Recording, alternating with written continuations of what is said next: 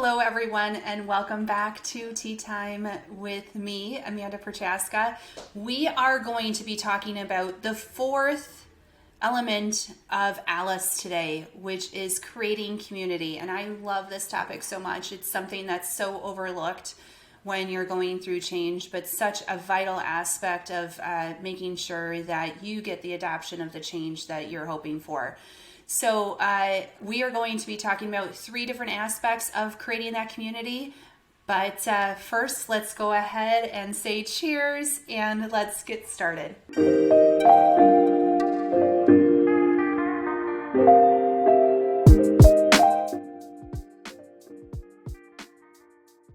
Or you might be curious about what I am drinking today. So this lovely mug that my kids got me about trying to be awesome but being exhausted at the same time might feel that way as a change leader every single day. Like it takes such a great amount of energy to do change correctly. And this is my go-to when I need energy. It is a cacao drink that you basically, it's taking chocolate beans and crushing up the bean shells and making it almost like a coffee.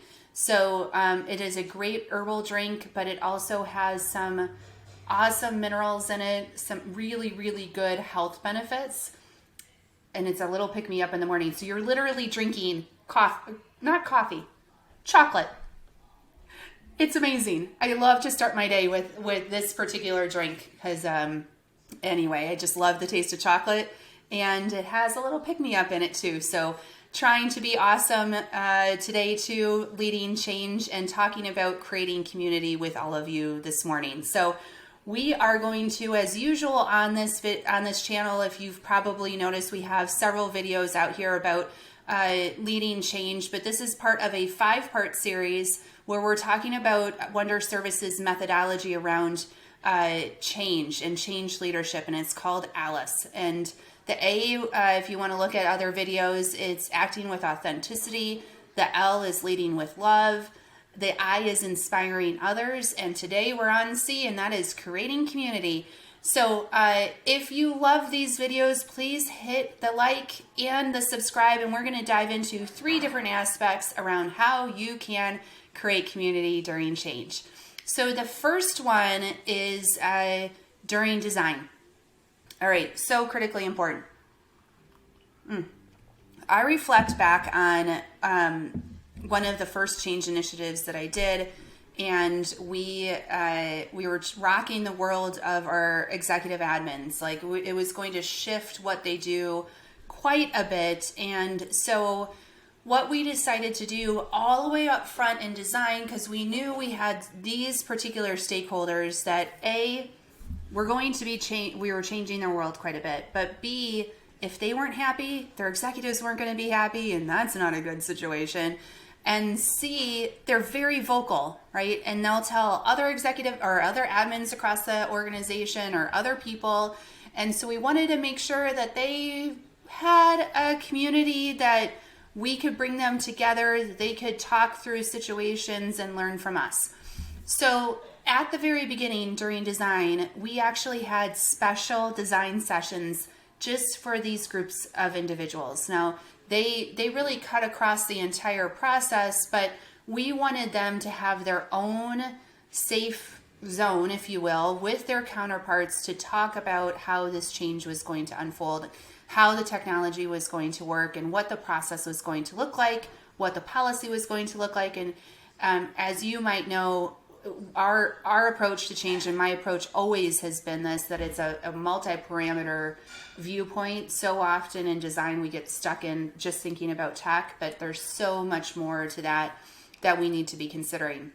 So these executive admins would come in and we would have their own special sessions with them to talk about what was on their mind, how they would need the process or the system to work.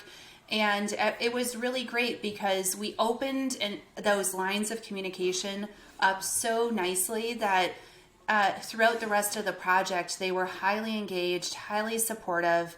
They knew if something wasn't going to change, that they were hoping that was going to be implemented. They knew why. So it was a great way to truly engage that group. And then they stayed together, that organization stayed together through testing and training and post. So it was just a awesome concept to think about. When you're thinking about creating community, it's really setting that foundation of bringing a group of people together where they can share ideas, share perspectives, share their questions, get the answers to their questions, and feel really comfortable about how things are moving forward. So that's one example of creating community. Is during your design sessions, you can start right up front with a group of individuals who are going to be highly impacted. In this case, they were also highly influential in how the change was going to go. So those are good people to consider to build your first communities during the change. The second one is pre-training. Okay, so this is the second time where you should be considering what communities should I be building throughout the change. And I'll give you an example of something that we did. We, at one of my last corporate jobs, were rolling out this brand new technology that was drastically different from what people were used to using. And we had our buying group, because this was in procurement, our buyers were, how do I want to say it? They weren't really being informed very well. So the way that our change strategy was at the time was that we were feeding information to kind of middle management and then expecting the middle management to bring along their teams, which works great if the middle management does that. Well, in this case, the middle management really wasn't doing that. And we started hearing this little like storyline around and all this feedback around that the buyers didn't really know what was going on, and they were a critical piece of this entire puzzle. And if they didn't know what was going on, there's no way that we were going to be successful. So my team and I had a brainstorming session one day, and we were thinking about how do we create more of a community feel where the middle management can come to these meetings too, but it's really focused on bringing that buying community together so that they can get more information from us, have questions answered, feel like they have a way to facilitate feedback around how this change was going to impact them, etc. So what we did is we created an offering where we were bringing together this group of people once a week pre-training, where and it was completely optional. They didn't have to come, but we put an optional hour on their calendar every week where they could come in and bring whatever question was on their mind, or whatever they heard that they don't believe, or validating that this is actually true.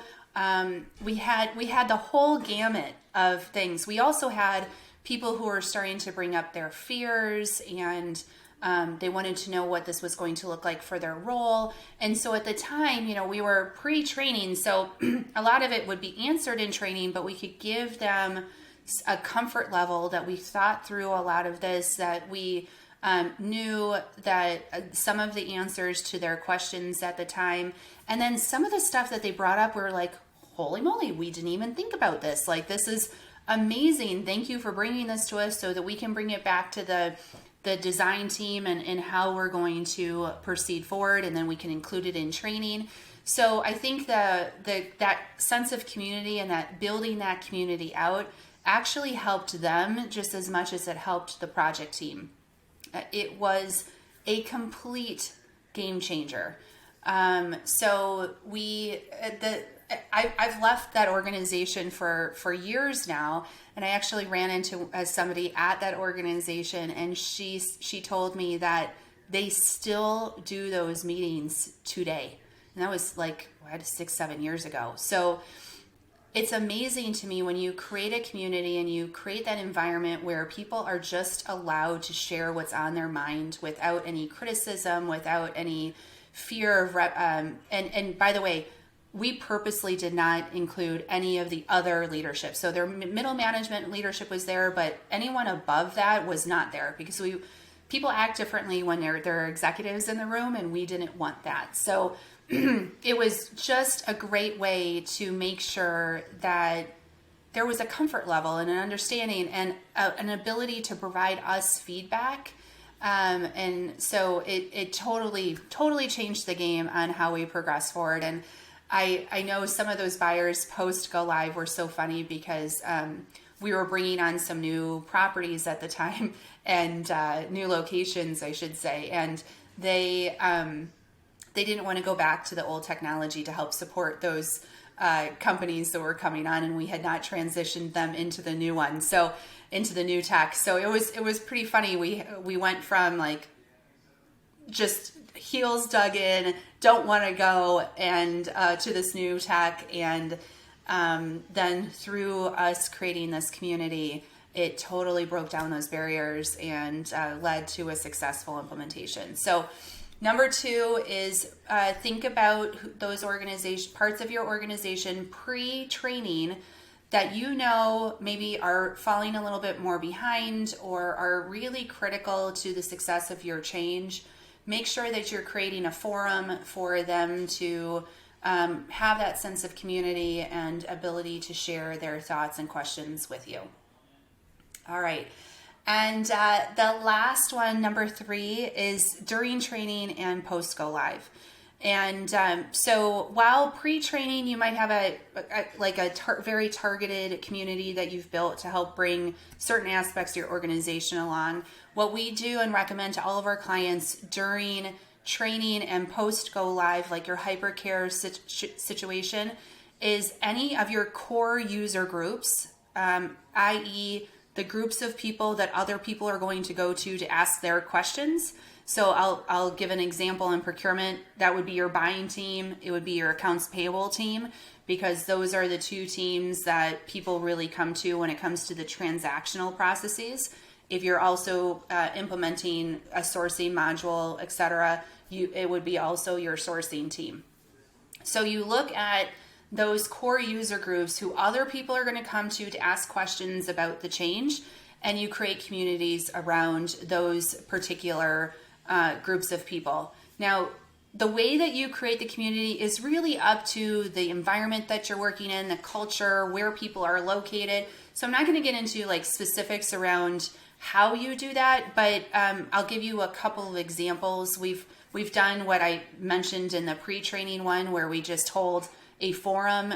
Usually during training, it's twice a week, not once a week, with each of these parts of the organization, because questions really ramp up. They start getting questions from other users that they might not know how to answer. And so we tell people, if that's the case, don't answer the question, bring it to us first so you know that the answer is correct, because you don't want your teams giving out false information. That's the worst case scenario that happens in a change initiative. So you want to bring these people in close. So forums are a great way to do that. We've also done like every other week, kind of more presentations and then Q&A. I don't like that one as much, because I think the open forum, it has a much more fluid opportunity there for people just to bring in what's on their mind. And then we've also curated content, videos, infographics, email messages directed to these communities too. So you can be very targeted in how you're communicating with them and seeking their information. You can also do a survey, but I really think that the more people can be in the same room or on the same phone call with no agenda other than to hear their feedback, the better off you're going to be. The other community that we like to do during training and post-go live is bringing together your trainers. If you are doing a train the trainer approach, your trainers have a lot on their shoulders. They are thinking through a lot when they're doing the training. They're going to have scenarios that happen during training that totally throw them off guard. They also are going to get questions that they have no idea how to answer. No matter how hard you try to get them prepared for train the trainer, and doing that training, they will still have scenarios that come up. So what we do with our trainers is every day for a half an hour during the training, we actually bring them into a room, a virtual room, most of the cases, and they can bring up any scenario that came up on the phone call. Like, hey, I had this question, it was in the parking lot, I don't know how to answer it. Or like we had a scenario where a bunch of people showed up late to a training, so we were like, okay, well, the trainer was like, well, now what do I do? They missed like the whole beginning of the training. How do we want to handle that situation? Or one time we had the tech didn't work quite right, so the demo didn't happen. So how do we adjust to make sure that people can see the demo moving forward without having them go through training again? So all of those scenarios happen. So you want to create that community around your trainers too, to make sure that they feel supported, that they're giving out the right information, and they can adjust as needed and be agile through your training approach as it's occurring. So I hope that you enjoyed this creating community. It is such a critically important aspect of any change initiative, getting in front of people, creating a community. And the reason why, and I'm going to end on this note, the reason why community is so important is because nobody wants to go through change alone. If you can create a sense of community in these areas, then everyone's going through the change and they're all experiencing, quote unquote, the same change together, and there's power in unity, and then nobody feels like they're isolated and alone. So you really want to create and be conscious about where are you creating those communities during your change initiatives to ensure that you are successful and that people feel involved and that they're not going through this change alone. So with that said, if you want to learn more about change leadership, change management, cool tech, and supply chain, we have an amazing newsletter. Over 6,000 people already signed up for it. The link is below if you want to get more information from us about doing all of this great work that you're doing every single day. Please sign up for our newsletter. And until next time, that's the wrong coffee cup. I have too many on my desk. Cheers. And I will see you next week.